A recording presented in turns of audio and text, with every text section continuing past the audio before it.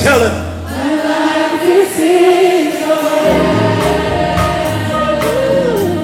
Tell him, come on. Hannibal, just you, just you.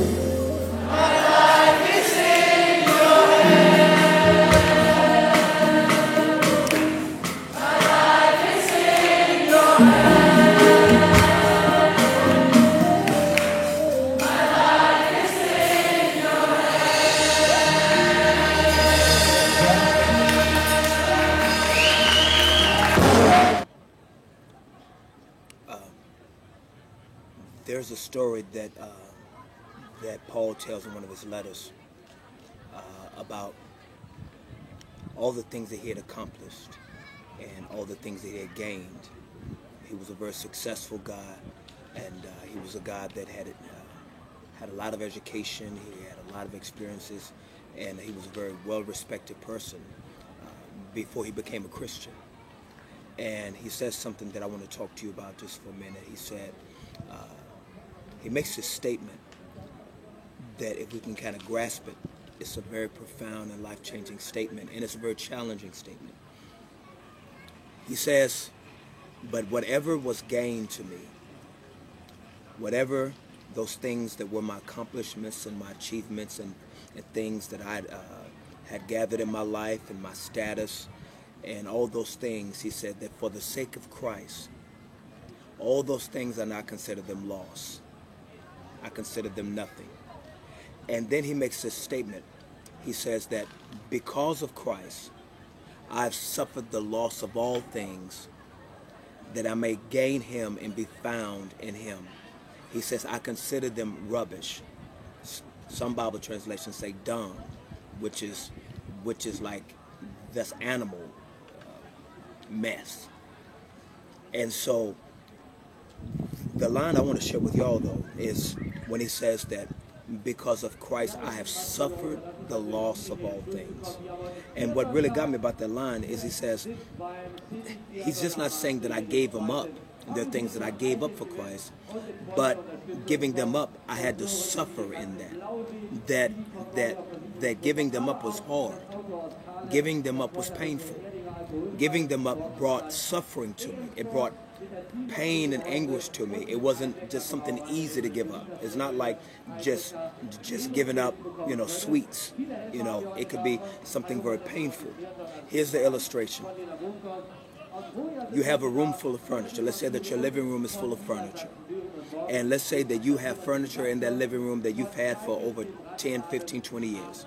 And let's say that that furniture has a lot of sentimental value to it. Let's say that that couch is the couch that you held your first newborn baby on. Or let's say that that chair was a chair that you sat in it and cried when you got the news about your grandmother dying. Let's say that that was the first furniture that you got with your first big check when you got your job. And so the stuff has sentimental value, but you've had it for a while.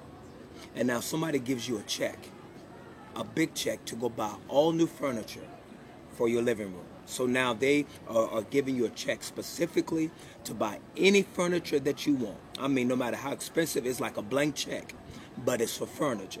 So you get to fill that living room with all new furniture. That's beautiful. But you've got a room already full of furniture that has sentimental value, and it's old, and let's say that chair, you love it, but it's old, and it's breaking down. You can't get new furniture while the old furniture is still occupying the space. I'll say it again. You can't get new furniture while the old furniture is occupying the space. You must go through the painful process of letting stuff go, even though it may have value to you, even though it may be important to you. If you want to get what's new and what's better and what's improved, you got to let go of stuff that you're trying to hold on. You may have tape, covering some of the splits in the couch, but because it has so much sentimental value, but it's occupying the space. What are the people in your life? What are the things in your life? What are the situations in your life that's occupying your space that you're not able to get the new stuff that this blank check that was written on Calvary is ready to give you? To fill you with all new stuff, but it cannot occupy the same space. What's the stuff you need to let go of? What's the stuff you need to suffer the loss of so that you may gain new things? Hit me back. I want to hear your stories. I want to read, because I do read your stuff. I read your stuff. I want to know, what are you suffering right now? What are you going through right now that you know is the suffering, the loss of, so that you may gain? God bless you. Talk to you later on. Bye.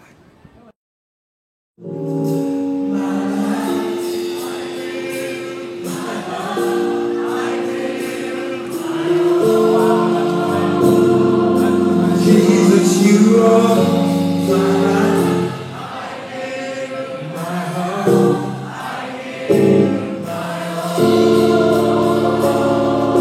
Jesus, you are